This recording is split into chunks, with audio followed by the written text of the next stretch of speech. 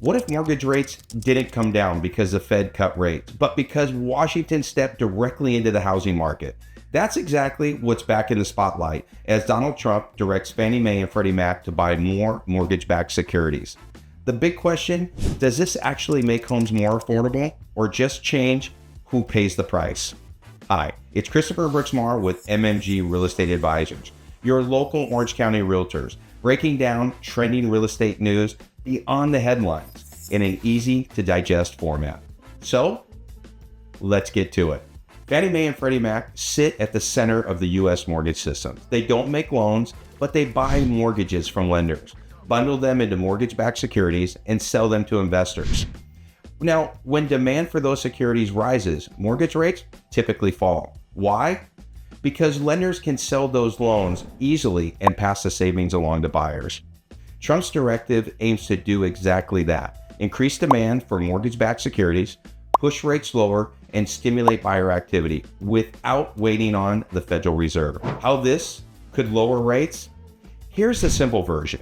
More mortgage-backed security buying equals higher bond prices. Higher bond prices equals lower yields. Lower yields equals lower mortgage rates. Even a modest drop, say 0.5%, can change affordability dramatically. For many buyers, that's the difference between qualifying or being priced out entirely. Why this matters for buyers? Lower rates don't just reduce monthly payments. They expand purchasing power. Buyers can afford more with the same income, which brings sideline buyers back into the market. Now that's powerful, especially after years of affordability being crushed by higher rates and prices. But here's the catch. When rates drop quickly, demand surges and prices can follow. So while monthly payments may fall, home values may rise, offsetting some of the benefits.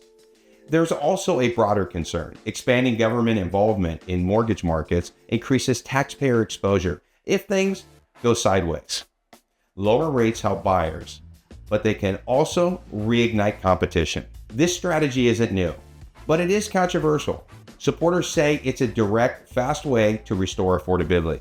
Critics warn it distorts markets and inflates prices.